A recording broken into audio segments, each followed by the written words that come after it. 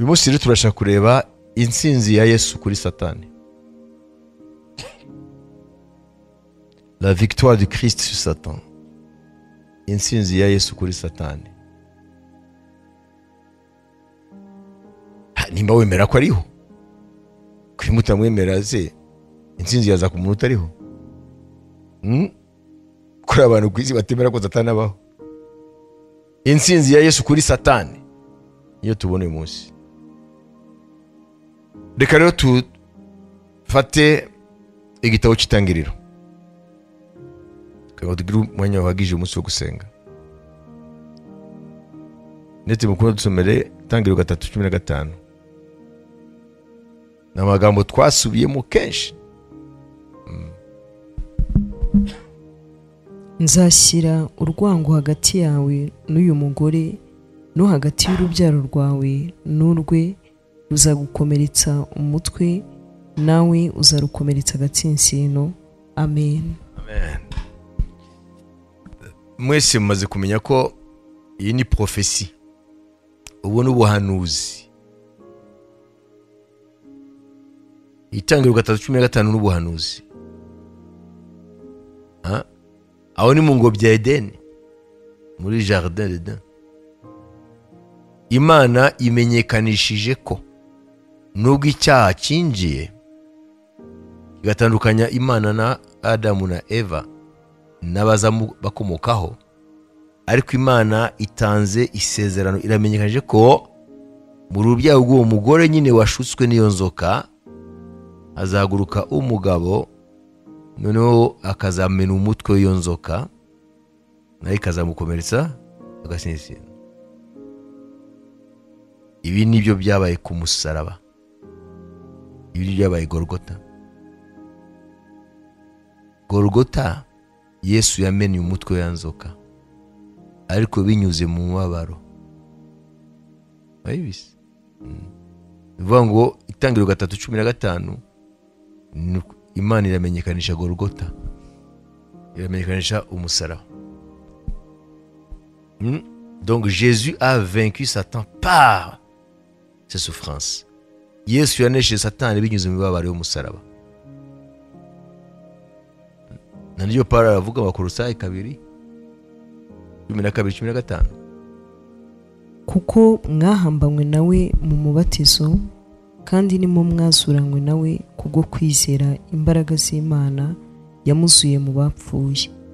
Kandi ubwo mwari mupfuye muzize ibicumuro byanyu no kudakebwa kw'imibiri yanyu, yabahinduranye bazima nawe, imaze kutubabarira ibicumuro byacu byose, igahanagura urwandiko rw'imihango rwaturegaga, ikarudukuzaho kurubamba ku musaraba.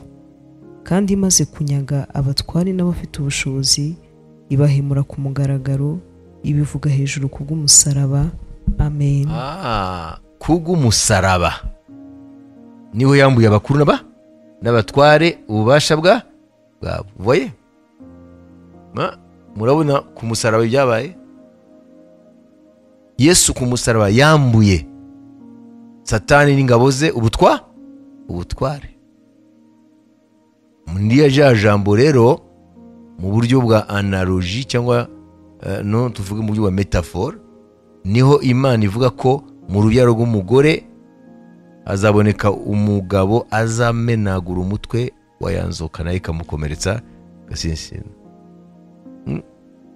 Ko Bagalatiya 4 kandi baratubwira ko Kristo yitwa urubyaro rw'umugore.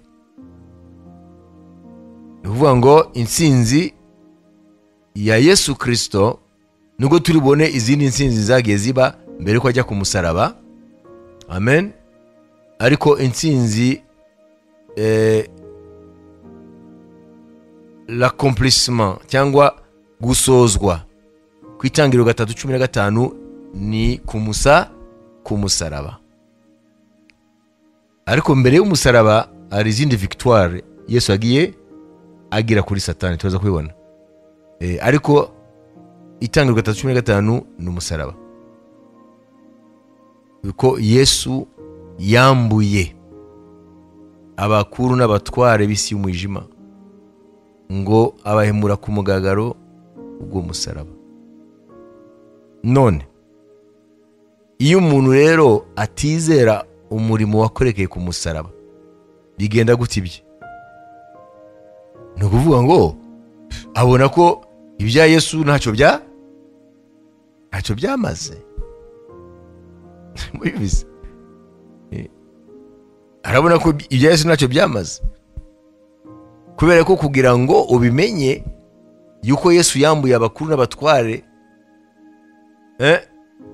n'abateka isi y'umwijima, ni ukuvuga ngo Satani n'ibikomangoma by'umwijima, abamarayika bose bagomeye Imana n'imyuka yose y'abadayimoni, kugira ngo Yesu Kristo umenye ko yabambuye ubutware bwabo, ni ukubanza kwinjira mu bwiru bw'umusaraba. Imana ishimwe cyane, amen. Ariko mu gihe utarinjira mu bwiru bw'umusaraba, wowe ibintu ubona ko ntacyo Yesu yigeze abikorera, ntacyo yigeze ahindura. Niyo mpamvu aravuga ngo ijambo ry'umusaraba kubarimbuka n'ubupfapfa, ariko kuri twebwe abakizwa ni imbaraga z'Imana. Donc la croix est un mystère. Umusaraba n'ubwiru ntabwo ushobora we kubyumvisha ubwenge bwawe. Niyo mpamvu ngo ijambo ry'umusaraba n'ubupfapfa kubarimbuka.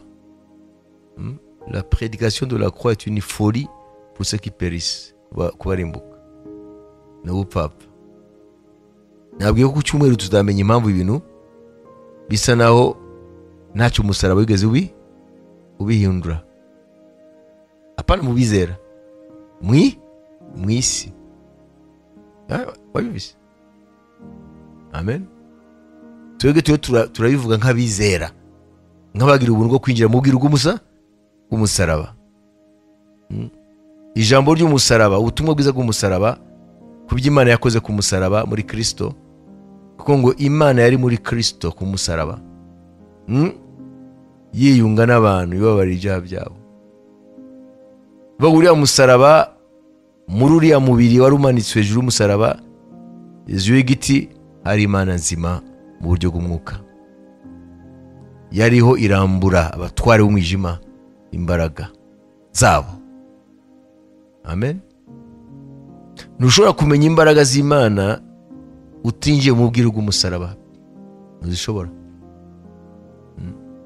Ibya bindi Bibiliya ivuga ubwabyo, bakompara, bagereranya ya nzoka Mose yamanitse mu butayu hamwe n'umusaraba wa Kristo.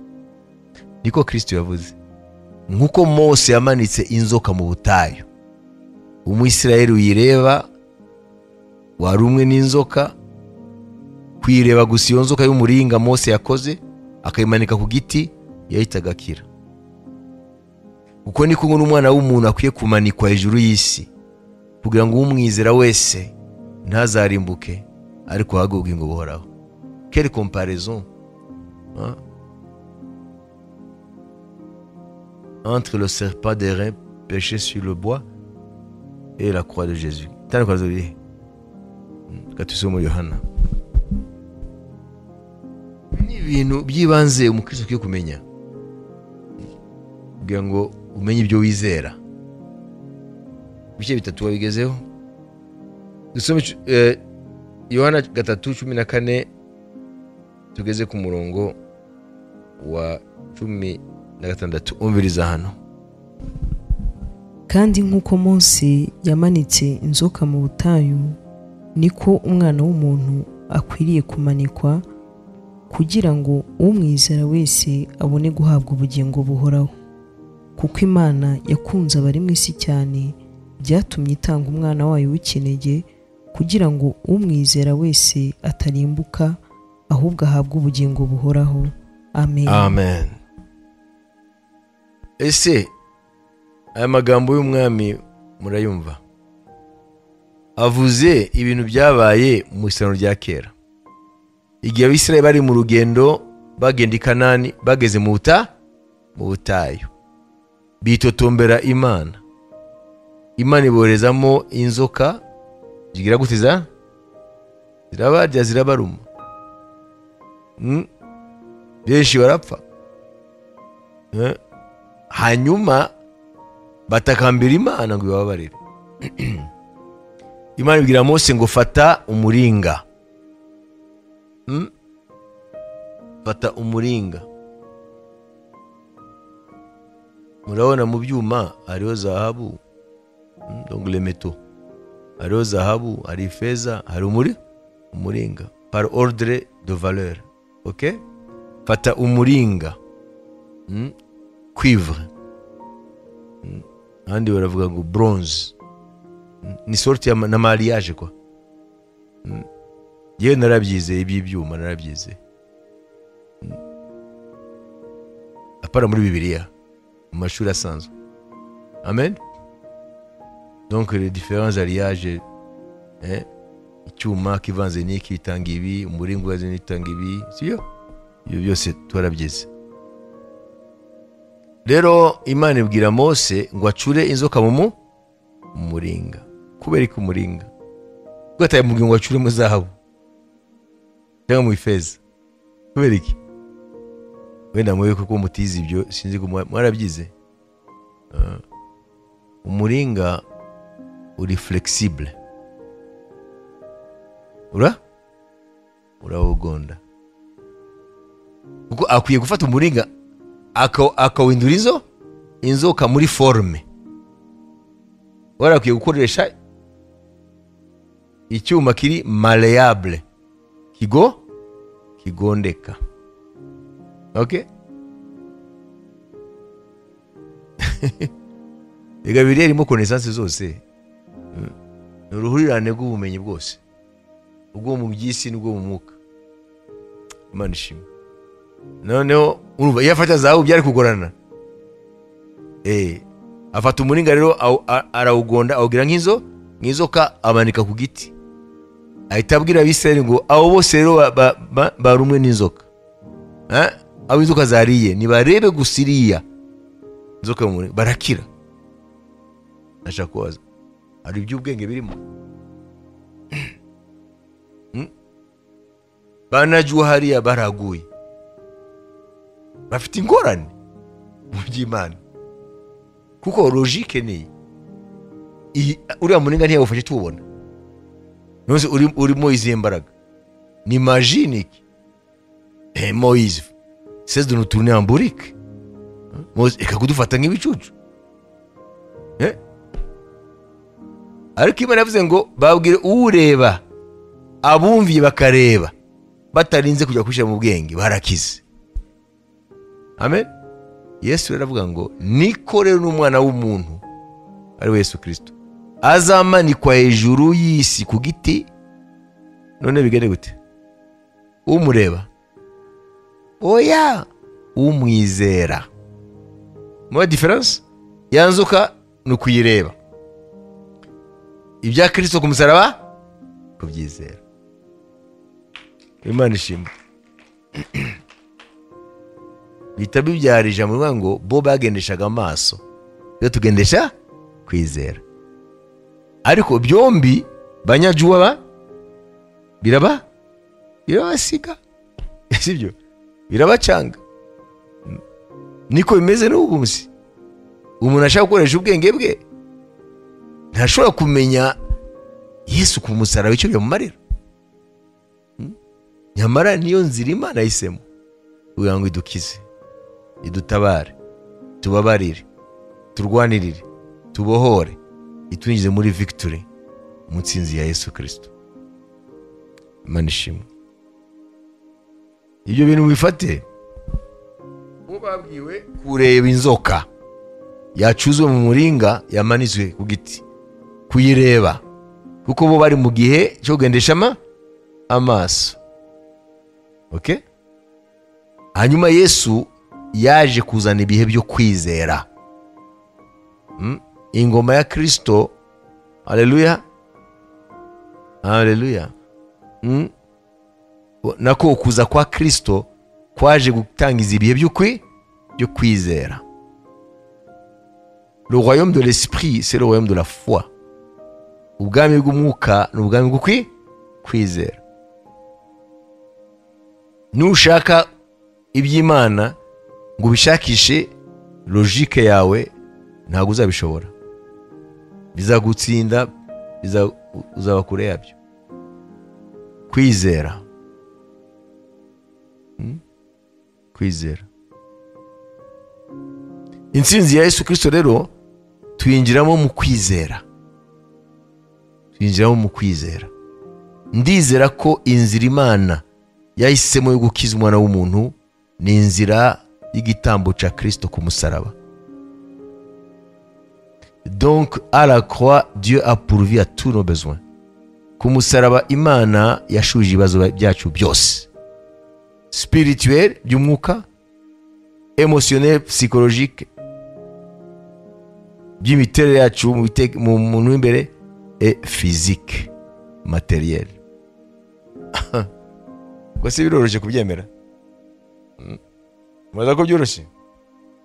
Ku musaraba Imana yashimye, turaza kubihina. Imana yashimye gusubiza ibibazo byose by'umwana w'umuntu binyuze ku musaraba. Iyo mvuze byose, ni byose. Dieu a pourvu à tous nos besoins à la croix. Imana yashimye gusubiza ibibazo by'umuntu byose ku musaraba. Umuntu afite ibibazo, ari ibibazo by'umwuka, nibihe? Le problème du péché, ikibazo cy'icyaha. Dieu a pourvu à la croix la rémission des péchés, le pardon des péchés, la réconciliation, kwiyunga n'abantu. Ibibazo byo mu mwuka byasubijwe ku musaraba. Ibibazo psychologique, ibibazo, des problèmes psychologiques, des problèmes émotionnels, des problèmes, ibibazo by'umuntu w'imbere, imiterere y'umuntu w'imbere, byo guhungabanya, sibyo? Des problèmes psychologiques, ok? Twabita gute les problèmes psychologiques mu Kinyarwanda? Iyo umuntu ahungabanye aba afite iki kibazo? Ni mu mwuka. C'est ça des problèmes psychologiques. C'est la psychologie. Amen. Hanyuma bikagenda muri psychisme, gutekereza. Iyo umuntu atatekereza neza afite ikibazo. Iyo umuntu atatekereza neza afite ikibazo cy'amafaranga, afite ikibazo. N'uyamuha atatekereza neza, ni ibibazo d'ordre psychologique. Amen. Babyumvise? Hanyuma umusaraba Imana yaje gusubiza ibibazo matériel, physique, ibibazo umuntu akeneye mu mibereho ye, ibibazo umuntu akeneye mu buzima busanzwe, ntihera ku musaraba. Mais ça semble, mais c'est vrai. Tu crois, tu n'y crois pas, mais c'est la vérité. Ntacyo Imana itashubije ku musaraba. Ingorane ufite hano muri kano kanya muvandimwe, ku musaraba niho Yesu yabikemuriye. Oui. Iyo udafite ibibazo spirituel, ibibazo ufite, nimba utabishakisha muri domaine spirituel, biri muri domaine psychologique, psychique, ok? Cyangwa biri muri domaine matériel, physique. Iyo umuntu aje imbere afite ikibazo, biri muri zo nzego eshatu. Problème ufite hano wowe, soit ni muri domaine spirituel, cyangwa ni domaine psychologique, cyangwa ni muri domaine matériel, financier. Iyo umuntu aje iwawe ashonje afite iki kibazo, urashesha mu mwuka, ni iki kibazo? Ugiye muziki kumugaburira.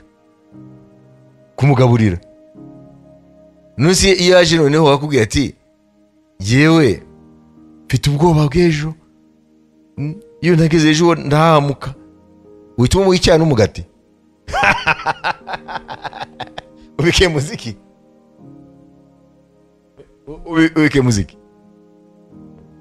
umuntu yaje iwawe ati yatekereje ejo hazaza arahamuka, none se uhita ujya muri firigo nimba uyifite ukazana amata, none se umukimuzi umufashe gute? Umujyana ariya nashize kuvuga kwa Rojanti i Burundi, Indera i Burundi bahita kwa Rojanti, umujyana rero Indera ugira gute? Uhita umuhuza n'umusaraba, sibyo? Kamubwira inkuru nziza ya Yesu n'intsinzi. Niyo mpamvu turiga intsinzi ya Yesu, akavaho umusengeye guhamuka kugashira.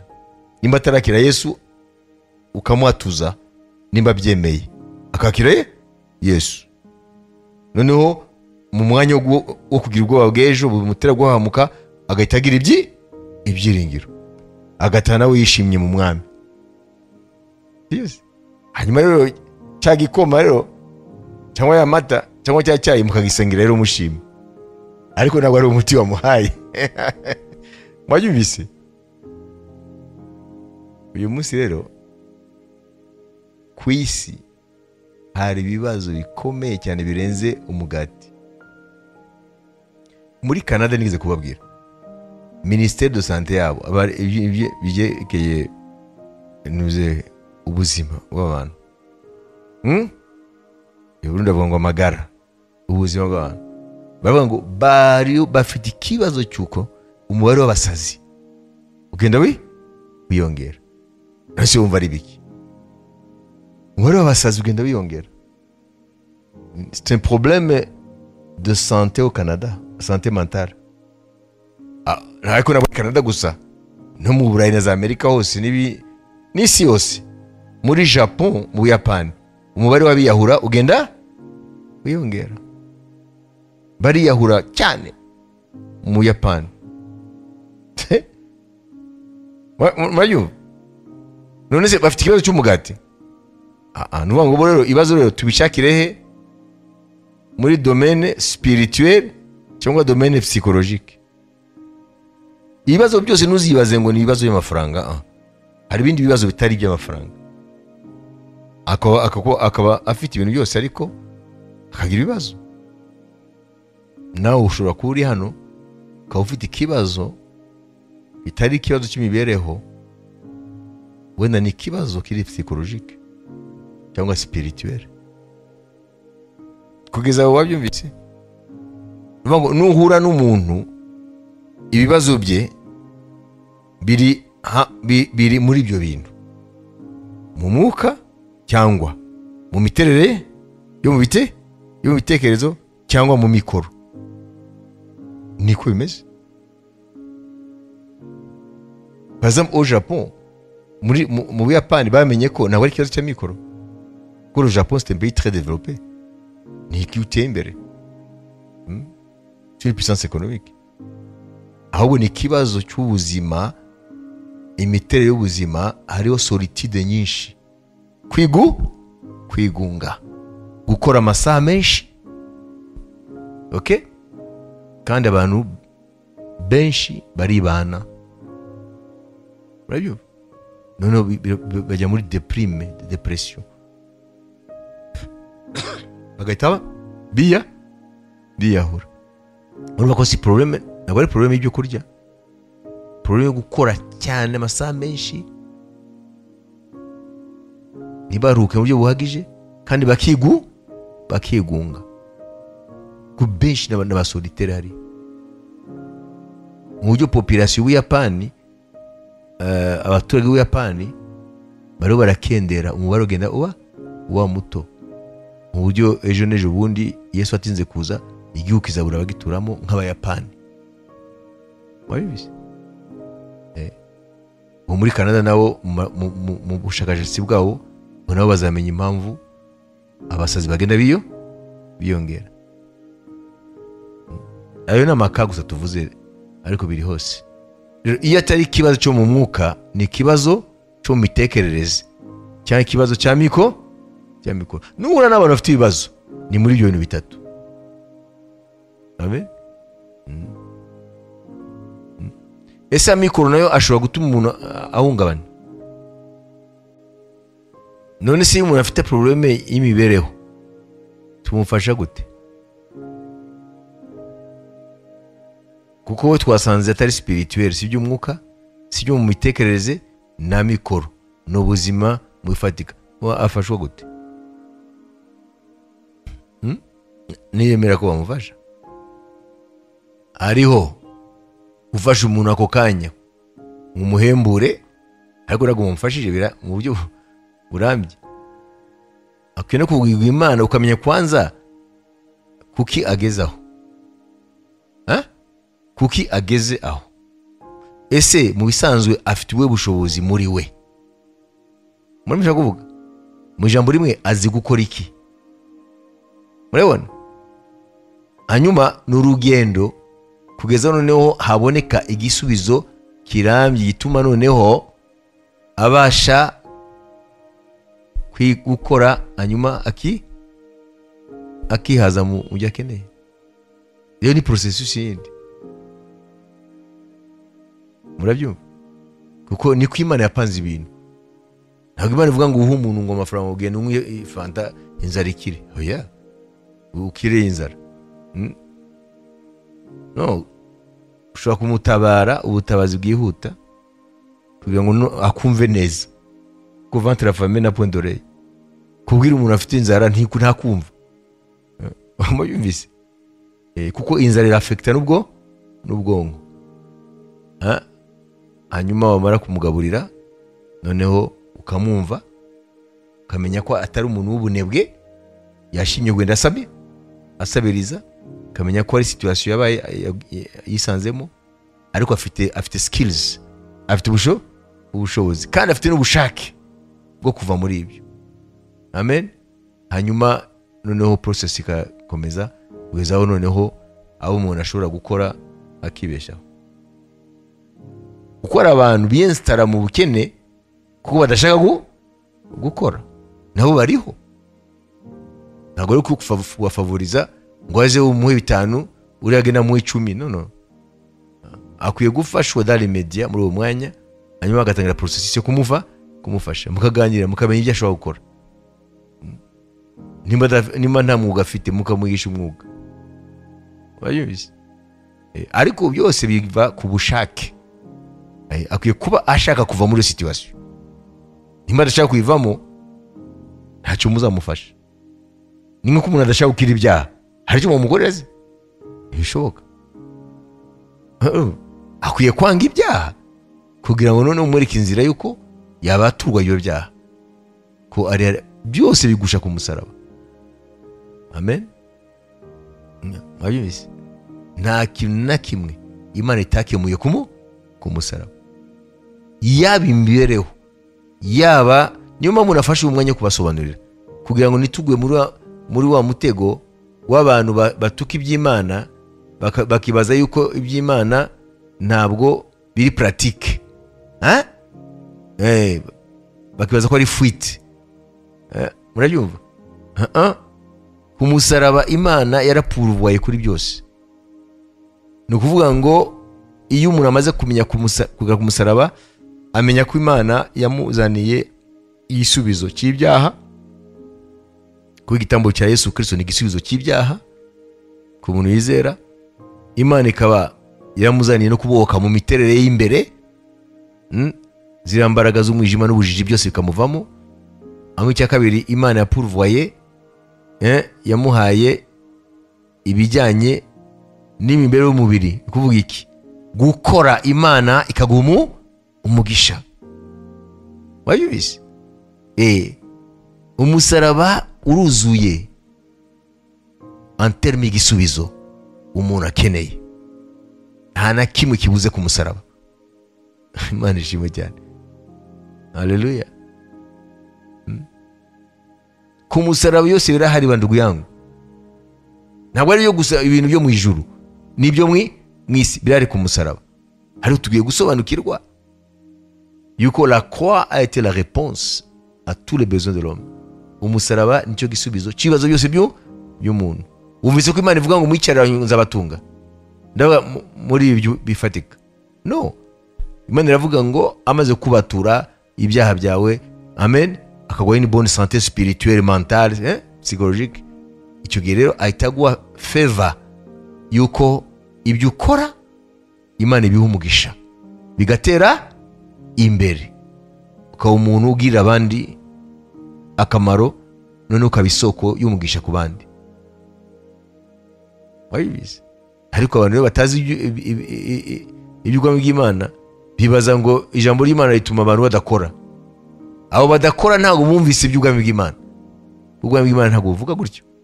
Ubwami bw'Imana buvuga ngo nimuhaguruke mukore, yaba iby'umwuka mukore, yaba iby'umubiri mukore, nanjye nzabaha umugisha. Umugisha w'Imana uherekezana n'abantu bahagurutse gukora. Ariko nimba udashaka ukaguma wicariye, ntabwo umusaraba uzagira icyo kumarira. Amen. Haleluya. Mbere ko tujya gusenga, wowe uzamenya gute ko Imana iha umugisha umurima wawe utahinze? Cyashoboka? Marayika naze guhinga, ni wowe ukwiye guhinga umurima, ahubwo udafite imbuto, noneho Imana ikaguha imbuto. Niko birivuga, ugatera, Imana ikazana imvura mu gihe cyayo. Hanyuma Imana ikazana n'izuba, utari yindi ritwika. Noneho Imana igakuza, nikuza, hanyuma ugasarura. Imana igaha umugisha umurima wawe. Ariko ntabwo uzaba ugira umurima ngo mwami ngaho rero umurima uri ari suko umugisha. Ibishoboka? Murabyumva? Nuvuga ngo kugira ngo Imana iguhe umugisha ukwiye kwereka icyo urakora. Oui. Donc la bénédiction de Dieu ne vient pas comme ça en l'air. Ukwiye kwereka Imana icyo ukora, icyo ushaka Imana iha umugisha. Iyo usomye Yosuwa gice cya mbere umurongo wa 2 n'umunani bikubwira iki? Dusomera nyuma dukurotiraho. Wumve ibyo Imana yavuze ibyo Yosuwa. Ibiri muri iki gitabo cy'amategeko ntukarurire kubihamisha akanwa kawe, ahubwo ujye ubitekereza ku manywa na nijoro, kugira ngo ubone uko ukurikiza ibyanditswemo byose. Niho uzahirwa mu nzira zawe, ukabashishwa byose. Amen. Genda kuri 5 ugere kuri 8. Nta muntu n'umwe warinda kuguhagarara imbere iminsi yo kubaho kwawe. Nk'uko nabanaga na Mose, niko nzabana nawe. Sinzagusiga kandi sinzaguhana. Komera ushikame, kuko uzatuma aba bantu bazungura igihugu narahiye ko nzaha abasekuruza babo. Icyakora ukomere ushikame cyane, kugira ngo witondere amategeko yose umugaragu wanjye Mose yagutegetse. Ntuzayateshuke uciye iburyo cyangwa ibumoso, kugira ngo ubashishwe byose aho uzajya hose. Ibiri muri iki gitabo cy'amategeko ntukarurire kubihamisha akanwa kawe, ahubwo ujye ubitekereza ku manywa na nijoro, kugira ngo ubone uko ukurikiza ibyanditswemo byose. Niho uzahirwa mu nzira zawe, ukabashishwa byose. Amen. Amen. Mama hariya ngo ni uzahirwa mu nzira zawe, ukabashishwa byose. Abantu benshi bumva ibyo ari byo. Umviriza ngo afin de réussir dans tout ce que tu entreprendras. Niho uzahirwa mu mishinga yawe. Ubwira imishinga. Il faut entreprendre. Niho uzahirwa mu mishinga yawe. Wajibise. Entreprendre. Un entrepreneur. Ni umuntu ahaguruka akaba afite imishinga. Hari ibyo ahagurutse kwereka Imana. Aho ni Imana rero imusezeraniye imigisha. Mwabyumvise? Donc il faut avoir, ukwiye kugira esprit d'entrepreneuriat. Ukwiye kuba ufite, ukwiye kwereka Imana, apana kuba umuntu amaboko. Ukwiye kugira ibyo yereka Imana, kugira ngo Imana ibihe umugisha. Sibyo? Kugira umurima ni kimwe, ukwiye guhingwa, ukwiye guterwa, Imana izana imvu, iyo mvura ari yitwa imigisha, hanyuma Imana ikuze nawe usarure. Umva rero ku musaraba rero ibyo byose Imana yarabishubije. ukwiye kureba rero wowe usabwa iki kugira ngo ibisubizo by'Imana ku musaraba bigire efe ku buzima bwawe. Kandi dufata umwanya rero iminota 10 buri wese atekereze ku nsinzi ya Yesu Kristo idasubirwaho yo ku musaraba, usibye ko n'imbere ko ajya ku musaraba ari izindi nsinzi yagiye agira kuri Satani, ariko turavuga cyane cyane ku musaraba kuko niho hasojwe Itangiriro 3:15. Hanyuma urebe mu buzima bwawe insinzi ya Yesu irigaragaza. Wibaza icyo kibazo, ese mu buzima bwawe nk'umukristo insinzi ya Yesu iragaragara? Ntabwo ari undi akwiye kwibaza mu mwanya wawe, niwe ukwiye kwibaza, ese insinzi ya Yesu kuri Satani mu buzima bwawe iragaragara? Mu buryo bw'umwuka hari insinzi, mu buryo mu mitekerereze yawe psychologique hari insinzi, mu buryo materiel financier hari insinzi. Dufate iminota 10 rero umunsi atekereze ku nsinzi ya Yesu mu buzima bwe, kuko tukwiye gusenga twizera resultat. Amen. Turashaka ko tubona Imana ikora mu buzima bwacu, kugira ngo ikore twe kumenya uburyo kikora. Twabonye ko ku musaraba niho Imana yashubije ibyo byose, apana iby'umwuka gusa, byose ko ari bitatu ari byo bigize umuntu.